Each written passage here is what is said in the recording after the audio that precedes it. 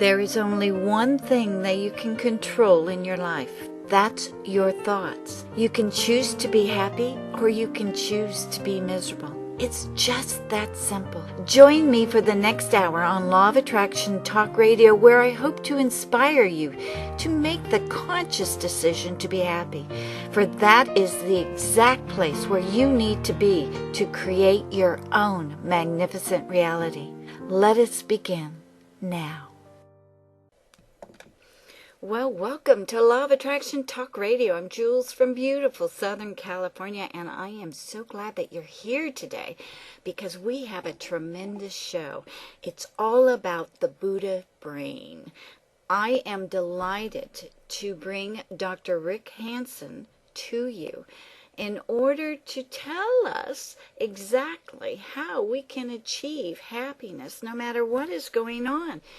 You know, the month of September for me has been full of contrast, and I've really had to work at expanding into a happier place to realize that it's up to me to create from this contrast and to look at the contrast as being very positive.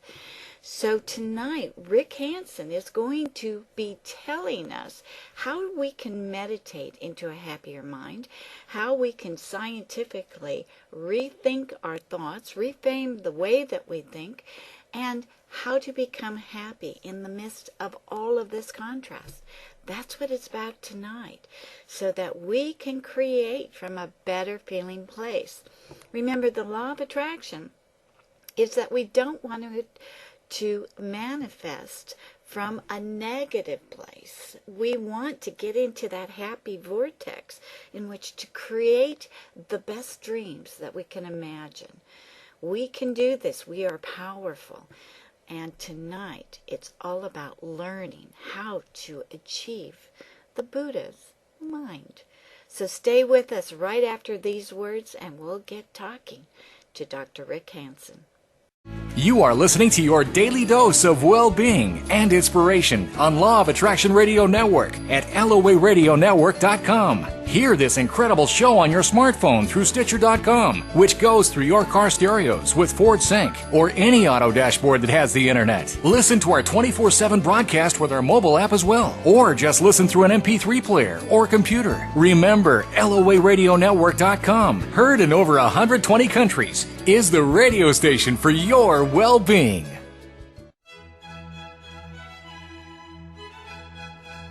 Have you been receiving your free issue of Alms Times magazine in your email box? Every 2 weeks you'll receive this top quality magazine that has spiritual, metaphysical, and scientific information that will rock your world. Go to almstimes.com. OMTIMES.com to sign up for your free subscription today.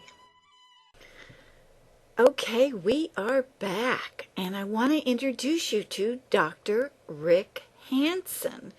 And let me tell you a little bit about him. He's a neuropsychologist and author of the best-selling book, Buddha's Brain, The Practical Neuroscience of Happiness, Love, and Wisdom.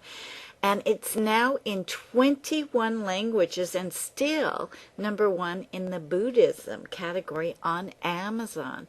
This is really a terrific book. Well, welcome, Dr. Hanson, to Law of Attraction Talk Radio. I am so delighted that you could come on, especially during the month of September. Well, thank you, and please call me.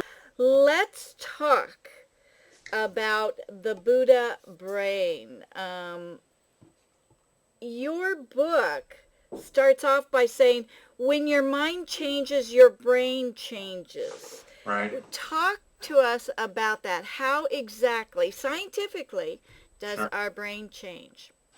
Well, when I mean the word mind, I mean it the way most neuroscience people mean it, not in kind of a cosmic sense, but more really down to earth. You know, a frog notices a fly. You know, our cat notices a mouse. I notice our cat noticing a mouse, right? So that noticing, in other words, the sounds we hear, the sights we see, and the thoughts we have about it, that's all information moving around inside the nervous system. That's what scientists mean by mind. They mean information, meanings, signals, uh, memories, store instructions, like how to move my hand through the air right now as I wave my hands around, whatever, how to smile, how to interact with someone. You're a very nice person, I can tell immediately. We learn those things. Okay. To make that happen in ways that are still kind of mysterious, but are getting clearer and clearer and clearer. To make mind happen, the brain has to happen. Different things happen. Neurons fire, neurotransmitters swirl around, circuits develop over time and fade, whatnot. Okay. The takeaway, though, goes the other way, which is that it's not just that as the brain changes, the mind changes. It's also that as we think, as we feel, as we hope, as we dream, as we suffer, as the mind changes, that leaves changes in the brain, both temporary changes and then lasting traces for better or worse. There's a traditional saying in Buddhism, the tradition I know best in the contemplative traditions, that the mind takes the shape of what it rests upon. Well, the update would be the brain takes the shape of what your mind rests upon over time. So if you rest your mind on self-criticism or beating yourself up or this grumbling case about other people or nervous fear about the world or a sense of helplessness, darn, your brain will take a shape of low resilience, sensitivity to stress, depression, low worth, closed off from others, whatever. On the other hand, because in the famous saying, neurons that fire together wire together, if you rest your mind on, what you're talking about. Rest your mind on the good things in life that are very real and objectively true. If you rest your mind on the good quality in your heart, or you rest your mind on your little accomplishments and large ones every so often, over time, then the brain will take a different shape. In that case, it'll take the shape of resilience, self-worth, open heart, greater capacity to help others and make this world a better place. And that's kind of the choice that faces us every day, in the range of what's possible at any moment, whether we're in a really sweet place or someone's just hit our car, running a red light. Whatever we are in that range of options, do we take the low end of the range or the high end of the range in terms of what we do with our mind? And those choices, 10,000 times over the course of a lifetime determine its course and will gradually change the brain one way or the other. My book's about how to change it for the better. Wonderful. But inherently, we have a mind or a brain that wants to focus on the negative. Why is that? That's a really important question. It does because in evolution, we had to go get carrots and avoid sticks, all right? It's important to get carrots, but if you miss a carrot today, you'll probably have a chance at a carrot tomorrow. But if you fail to avoid that stick today, whap, no more carrots together. Rule 1 in the wild is eat lunch today, don't be lunch today.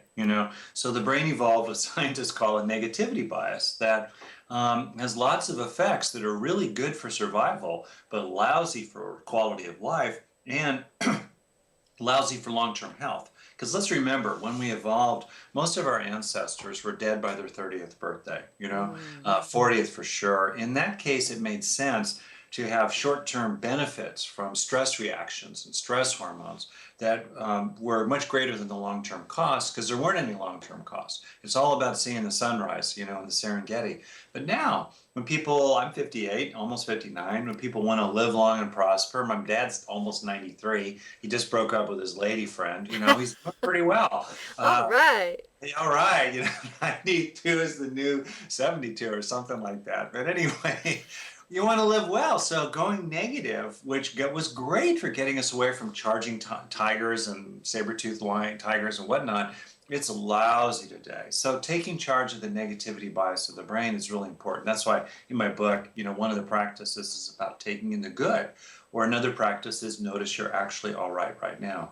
The part of the problem is that when you have a negative experience, the brain remembers it instantly, right? Once burned, twice shy. All right. But if you have a positive experience, it just has plain vanilla memory systems, which require that something be held in short-term buffers for quite a while, 10, 20, 30 seconds in a row, before it transfers to long-term storage. Well, how often do we actually do that? We might be having one little positive experience after another, but they're not retained in short-term memory buffers long enough to sift down into long-term storage. So it's like they're water through a sieve, but negative experiences get caught by the brain every time. The brain's biased. It's like Velcro for negative experiences, but Teflon for positive ones. And that, to me, goes to taking action inside our own mind, including in ways I talk about in the book, to trick the brain, to weave positive experiences into the fabric of the brain and the self. Wow. To me, that's one of the really cool methods that's grounded in science, but and feels good and has a real impact over time. It's just one of many methods in the book, but it's one of my favorite, taking in the good. Well, let's talk about some of those methods, and I also want to get into some of those meditations as well. What are some of the things that we can help or that we can do in order to shift the way that we think? Yes, we have to monitor our thoughts. When there's a lot of contrast going on, we have to really monitor it a lot. It's a lot of work. It's difficult. It's not fun. But how do we reframe the way that we're thinking about it? That's the big question, isn't it? And there are lots of ways, for sure. I think it's great to start with just one thing, the title of my book. Just these days, life's so complicated. Can we just pick one thing at a time? That helps me as a down-to-earth, practical kind of guy. So I think, one thing for a lot of people, honestly, is just cooling the fires. Turning down the pressure, lowering the pressure, activating what's called the parasympathetic wing of the nervous system. It's this calming, soothing, relaxing wing of the nervous system that balances fight or flight, stress, reactivation, and so forth.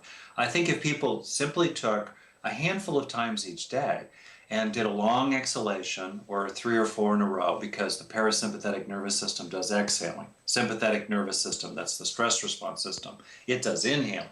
That's why the heartbeat speeds up a little when you inhale and slows down a little when you exhale. A lot of yogic breathing is about long exhalations. I think one reason why singing makes people happy and relaxes them is that it's a long, controlled exhalation, which triggers parasympathetic activation. Anyway, a handful of times a day. No one even needs to know you're doing it. Go back to a place of basic calm, basic centering, basic soothing. Get the needle of your stress meter, out of orange or red and back down into yellow or even better green. I mean, that right there is a powerful practice every day. I'll give you a second one that for me has been very important lately. It's to appreciate. I don't know if you're a Lord of the Rings junkie like I am, but Wormtongue was this kind of evil character who was always whispering in the ear of the king and twisting his mind and tricking him and whatnot. Well, darn, Mother Nature is continually whispering in our ear. Be afraid, be very afraid, watch out, threat level orange, blah, blah, blah. That is great to keep, rats and lizards and monkeys alive in the wild, but most of the time it's just not true, If you think about it, you can make 2 mistakes in the wild. You can think, there's a tiger in the bushes, but there's not. The coast is really clear. Or you can think everything's fine, but there's a tiger about to pounce, right? And what's the cost of the first mistake? Needless anxiety. What's the cost of the second mistake? No more gene copies, right? So Mother Nature wants us to make the first mistake 1,000 times over to avoid making the second mistake even once. The impact of that is that we go through life needlessly anxious. And then laid on top of that is temperament. Some are more anxious than others, life experiences. And then frankly, modern life, which bombards us with threat messages, constantly jacks us up. And then in ways that have happened 10,000 times throughout history, various political groups will use fear to gain or hold on to power.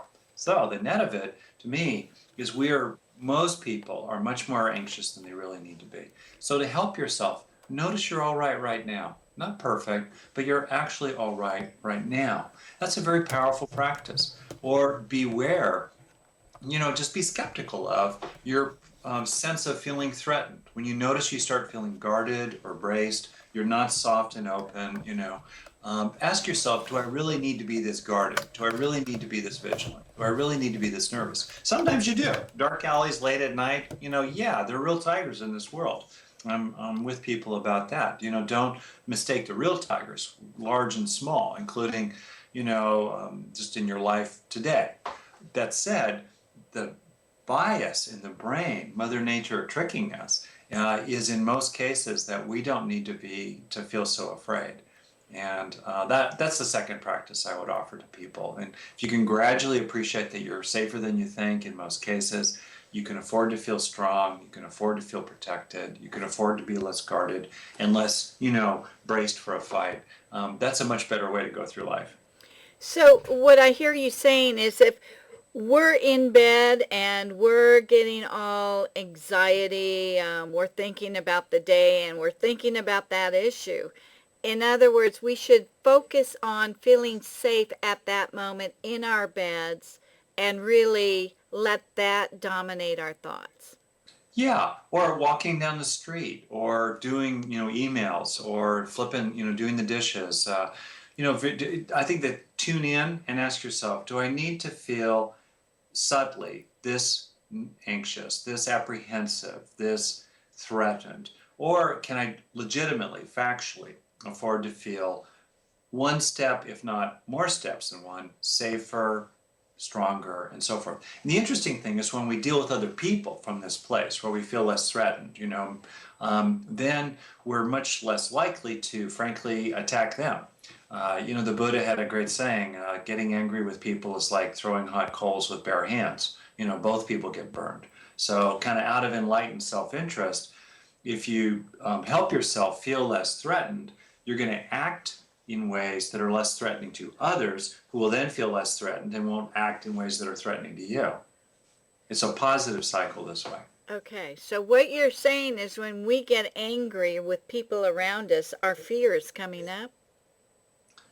Oh yeah, I think underneath most anger is fear. Sometimes it's frustration, but it's often there's fear at the root. Underneath anger almost always are, as you know, softer, more vulnerable feelings. Being able to get at those feelings is, of course, very helpful for people. And I think it's, for me, from a, if you just, it's like knowing a little teeny bit about how a car works helps you drive the car. Knowing a little teeny bit about how your computer works helps you run the computer. Knowing a little teeny bit about the brain, your biocomputer, can help you a little bit. And one little thing to know about the brain, one of just a handful I think that's really important, is to appreciate that even though it's marvelous and can construct an internet that enables Skype and we can have language and share ideas, I'm not sure what to call it. I'm a guy, I'm bad at this. Your top, your shirt, whatever, it's beautiful. How in the world do we make these things? That's good, but the brain also has very intense ancient circuits. The inner iguana, the inner rat, the inner monkey, precious, all that, the caveman, cavewoman brain. Woo! We got to really take charge of that baby. And if we don't, it's going to take charge of us. And for me, one of the key things here is this vulnerability to what I call paper tiger paranoia. Ooh. So tell me, can we rewire our brain in 30 days? Is this true in your opinion? I mean, can we stop habits? Can we just become happier if we monitor our thoughts in 30 days? The brain actually changes within milliseconds, within fractions of a second. So literally, these little neurons they talk to each other, synapses are where they connect. And neurons that are learning or changing in some way, they literally will change the sensitivity or the nature of that connection within a second or less. And then certainly within 10 minutes, you can start literally seeing electron micrographs of structural changes happening. New neurons reaching for each other, or pulling back from each other. It's fairly quick. And then over days, certainly, as things consolidate, there can be, structural change in the brain.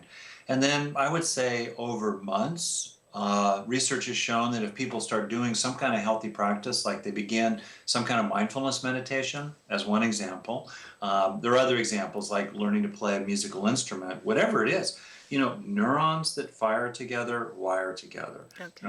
For better or worse, and those structural changes can happen really soon.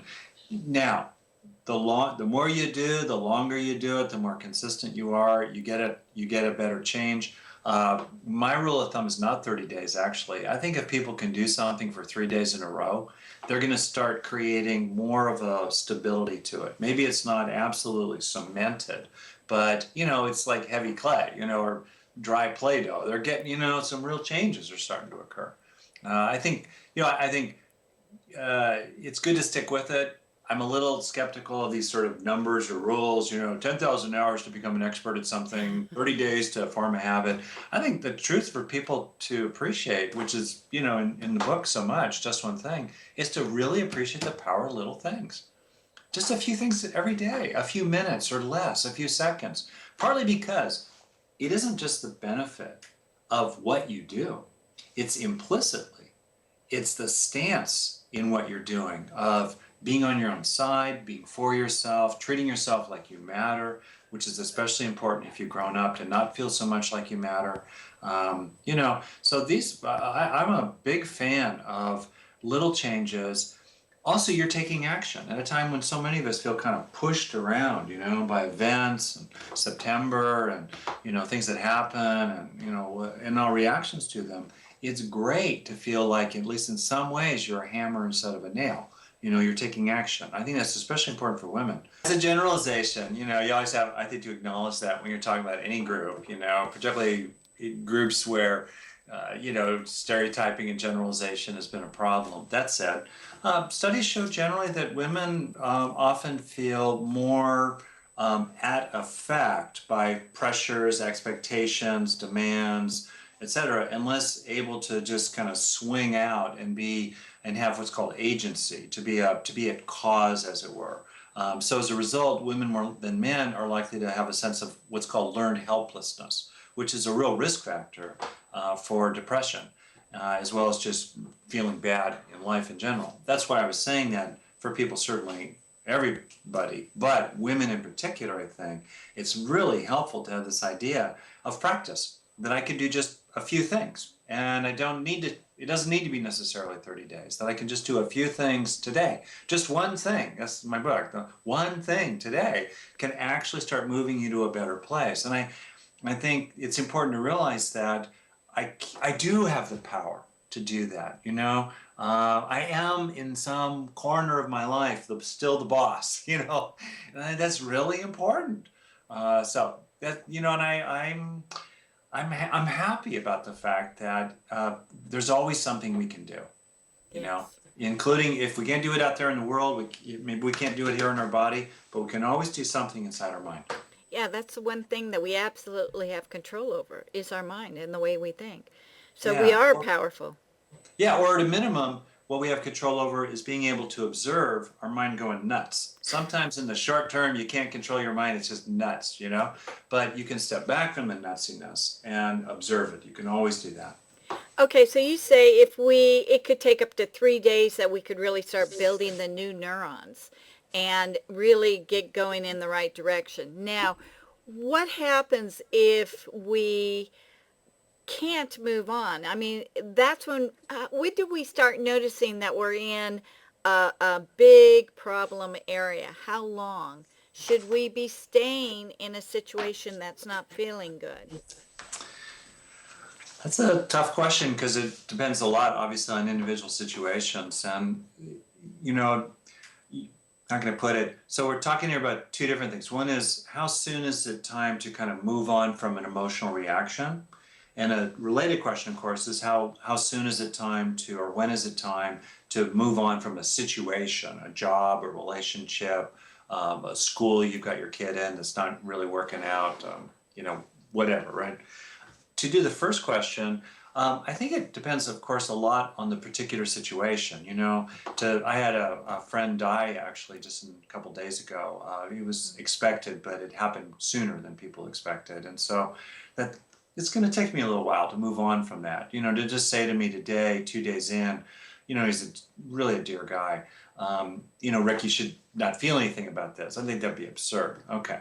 Other times, though, you're driving in traffic, somebody's a jerk, they cut you off, and then they make a rude gesture with the middle finger of one of their hands, and all right, it's irritating, but after a few minutes of that, 20, 30 minutes later, I kind of think, maybe it's time to move on. So it really depends on the situation. The second thing is, the way I look at it is that there are 3 great phases if you want to transform yourself or heal yourself or do spiritual practice. 3 great phases. The first phase is to be with what's there. Be mindful of it. be aware of it, feel the feelings, experience the experience, bear your suffering, honor what you're feeling, bow to what you're feeling, be with it, be mindful of it, surround it with spacious awareness. It's always good to do that phase if you can. Sometimes it's too overwhelming to even be aware of it, and then frankly it's better to distract yourself. Bubble baths, comedies, sleep, there's a place for that. Okay, but at a certain point, it's time to move on, and sometimes things change just by being aware of them, often though they keep arising, and then it's time to move to the second and third phase, where we actively, second phase, release what's there, and then in the third phase replace it with something positive. The art, of course, is to know what the Goldilocks spot is. The just right spot, not too tall, not too short, not too hot, not too cold. When is it time to hold them? When is it time to fold them, right? And I think some people like me, maybe because I'm a guy, what can I say? I know I'm disabled in some ways as a result. I didn't like that first phase. Feel my feelings? Are you insane? Why would I want to feel those crummy feelings? I want to make them go away. But then if you try to fix them later, it doesn't have real traction. It's what John Welwood called a spiritual bypass. You've skipped over it. You haven't really faced it or dealt with it. So on the one hand. On the other hand, I know a lot of people that get stuck in the first phase. They've been told, oh, just be mindful. Mindfulness cures everything. Or they've been told, well, you should just feel it, bear your pain, et cetera, et cetera. Man, past the Goldilocks point, because neurons that fire together wire together, if you're in the pain, if you're still upset about this thing, if you're still marinating in this wound, from your marriage or job or whatever, what your kids said, past the point that's useful, you're doing one more lap in hell and digging a track deeper each time you go around the track, because neurons that fire together wire together. And, then I think it's time to second and third phase. Even the Buddha, who had obviously a profound respect for mindfulness, who laid out mindfulness as he put it, the direct path to full enlightenment, and allocated one of the 8 elements of the Noble Eightfold Path to right mindfulness. Even such a fan as he also allocated one of the 8 elements to right effort, which is about pulling weeds and planting flowers in the garden of the mind.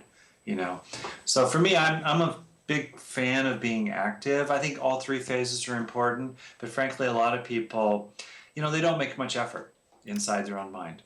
They make effort out there in the world. They will be amazing for their kid, for their community, getting a stop sign down the street, hiring a teacher, firing a teacher, going forward in their career, learning the new version of Windows, whatever, right? They're amazing. But to make a little bit of effort inside their own mind, it's like, what? But when they do, oh my gosh, when they do just one thing inside their own mind, it creates a huge thing, That's what I'd say about all that. As to when to leave situations, that's very individual, tough call.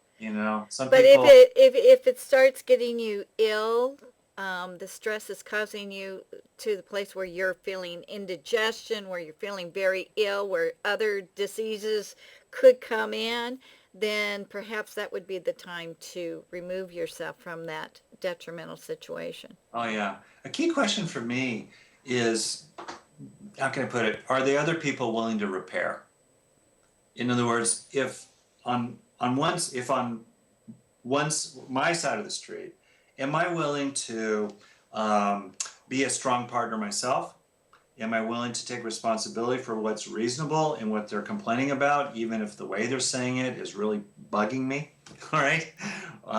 Am I acting with virtue? Am I having what I call unilateral virtue? Even if they're being a jerk, I'm living within my code. That doesn't mean being a doormat. Also, have I been strong? Have I been firm? Have I been direct and real, et cetera, et cetera? At that point, I'm going to watch what the other person does. Are they willing to repair? Are they a reasonable partner? Will they keep their agreements? Do they agree to the most fundamental agreement in a relationship, that I agree to keep my agreements, right? Are they, if they do it once, are they really clear they can never do it again? Can we repair? And if you're with someone you cannot repair with or negotiate with, I think you got to shrink the relationship. Yeah. Sometimes to the point of, Christmas cards and no more, once a year. Right? Or, and sometimes it's tough, maybe it's a family member, but you do what you can to just sort of shrink or disengage. Maybe you arrange the seating at Thanksgiving that, Uncle Bob who's kind of a jerk and creepy, you're at the other end of the table, or you arrange to not spend the night and leave after dinner, or in the job you arrange to get a transfer to some other part of the company, or spend more time in your cubicle with your iPod earbuds in, or something. You shrink the relationship if you possibly can. Okay, good suggestion. Now let's talk about meditation and mindfulness. The kind of meditation that you are recommending in your book, is it that we talk to ourselves, or is it that our mind goes blank? Oh, that's a great question. Well, there are a lot. So I teach meditation a lot, and it's helpful, I think, to appreciate that there are many kinds of meditation. So there's not one right kind. Even the Buddha, who was working within his own sort of, within his own rails, if you will, or lines, he taught many, many kinds of meditation in just that tradition. And the world has so many more traditions as well. And I would include, in the general term, meditation or contemplative practice, prayer, or forms of practice that are about a relationship with something transcendental or divine or quote unquote spiritual. Okay, so first off, many kinds. Second, in terms of mindfulness meditation, kind of broadly defined, these days a lot of people are doing that. Maybe they're using transcendental meditation, they have a mantra, maybe they're doing a more Buddhist meditation on mindfulness of breathing, maybe they're just kind of opening to divine consciousness, or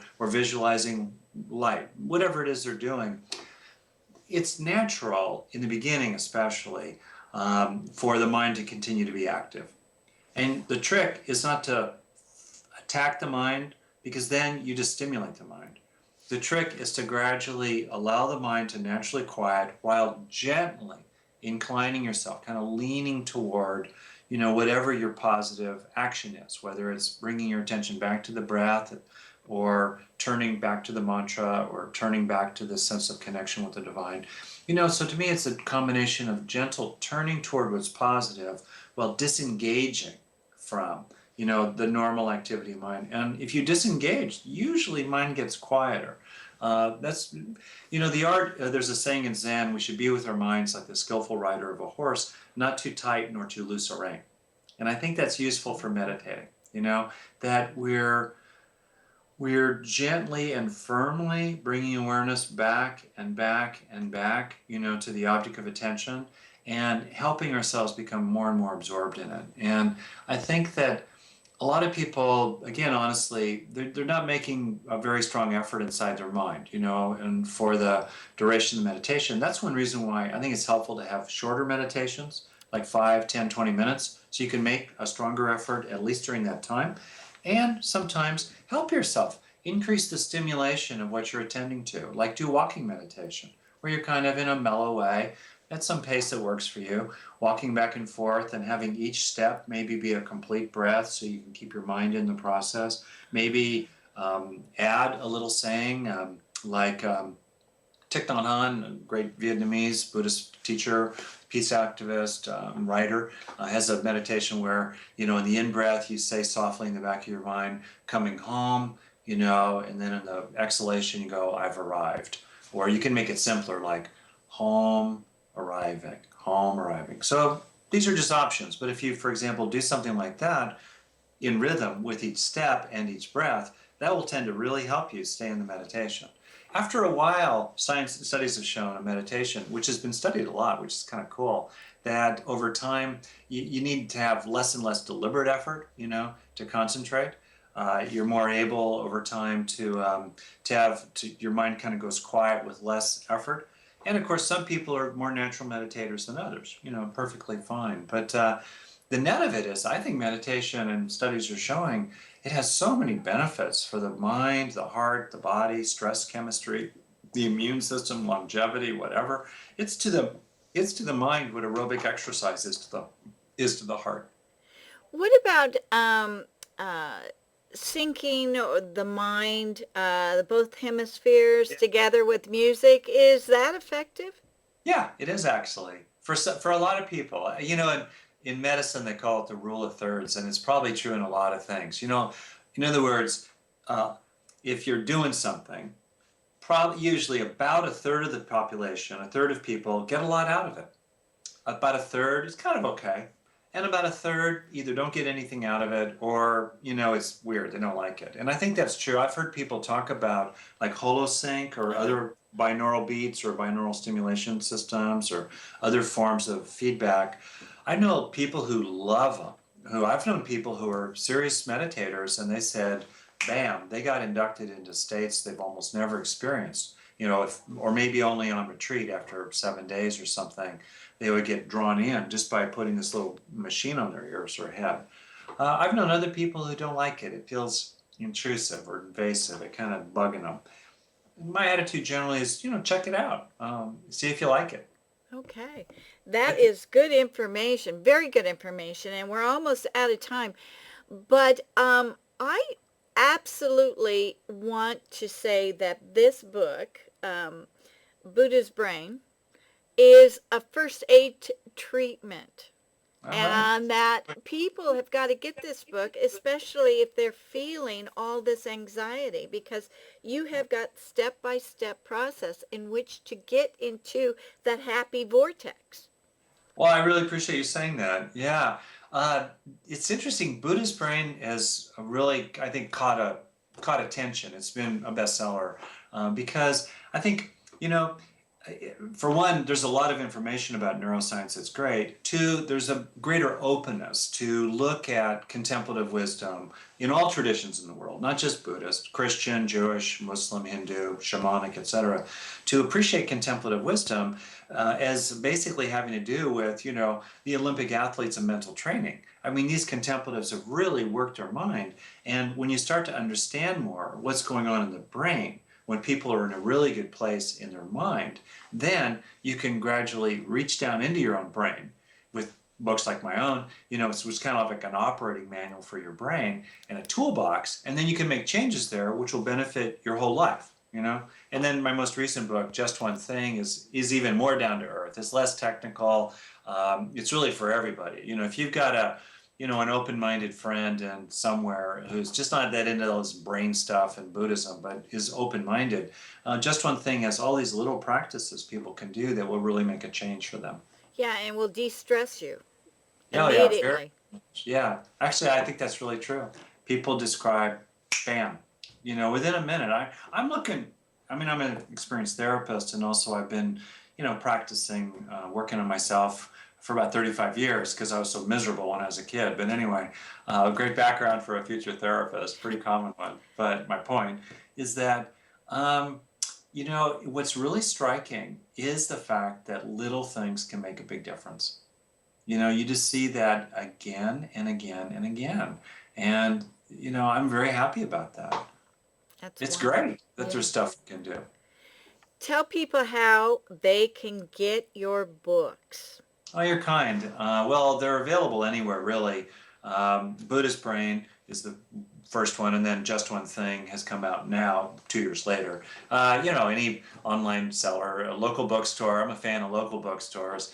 They can also go to my website, which is full of free resources. It's just chock full. Slide sets, images, videos from presentations I've given and workshops are freely offered, the audio of talks I've given, as well as other resources like really neat websites about the brain and that are practical and down to earth. And some of them are for kids. They're pretty neat. I like the ones for kids. They're often the clearest, and the most immediately useful. They cut right to the chase, which I like. Absolutely. So my websites, they can reach it through buddhisbrain.com, buddhisbrain.com. All right. That's perfect. Thank you, Rick. This has been a real pleasure. I want to get you back on and go into more detail and perhaps even do a meditation or two to help calm. Well, I'll leave people with one little practical thing they can do. If take me less than a minute. Basically, it's the idea of taking in the good. This is one of the practices in the book, Just One Thing, taking in the good. It's so important because the brain's like Velcro for negative experiences, but Teflon for positive ones, because that was a great way to keep our ancestors alive in the wild, but it's lousy today, for quality of life, et cetera, et cetera. So 3 steps to taking in the good. 1, let good facts become good experiences. First of all, notice good facts. A lot of people don't. And then second, let them move your needle. The flowers are blooming, kid is Kids are laughing, ain't dead yet. The air is reasonably good. Coffee smells good. Chocolate tastes great. Whatever. Your partner's nice to you. You get a little laundry done. There's been a good fact. Let it move your needle. Second, savor it. Get those neurons to fire together so they wire together. Trick your brain. Stay with it. 10, 20, 30 seconds in a row. What a sweet practice. Feel good for half a minute. That's what Doc Rick says. Wow, that's tough medicine. I got to feel good for half a minute, a few times a day. Oh, man. Well, that's how you change your brain. Stay with it, okay? And then, meanwhile, third step, sense and intend that it's going into you, all right? You're priming memory systems. You're helping them register this experience in emotional memory. It's not about remembering the event, It's not about recollecting an episode. It's about taking the experience, the positive experience you've earned, you've had or stumbled upon in your life either way, and then really helping it go in. So if people do this right now, maybe with something they're grateful for, I'm grateful to you. Very nice show. You have a really great face. Thank you. I'm grateful and grateful for having a life at a time when things like Skype can occur, and internet. And there's so much access to information these days, or whatever it is. And then let yourself feel good, and then that good feeling sinks in. Hey, half a dozen times a day, 15, 30 seconds at a time. Maybe for a minute just before sleep when your mind is really receptive, or helping kids do it just before sleep. Taking in the good experience for kids, like putting a jewel in the treasure chest of their heart. This is a good practice. So leave you with this one. That is wonderful. And, I just want to mention there's one thing that I've started doing in the last few months. I make sure that I buy fresh flowers and I put them in the house, and that I savor the colors and the smells. And it feels so good to know that I'm worth fresh cut flowers every single week. That is really great. Well, my wife is she's signed up for your program. She's on the same page with you, which is really great. Yeah, that's enjoying life. Thank you again, Dr. Rick, or Doc Rick. This really is wonderful. And I look forward to having you back on. It'll be a total pleasure. Really, just anytime. Let us know. All right. Thank you very much. Thank you. Take care. Bye, everybody. Bye-bye. As we close another show, it is my sincerest wish that you have a wonderful week ahead. Remember, through you, the world changes to reflect your happiness. If you'd like to comment on today's show, please send me an email to jules@loaradionetwork.com.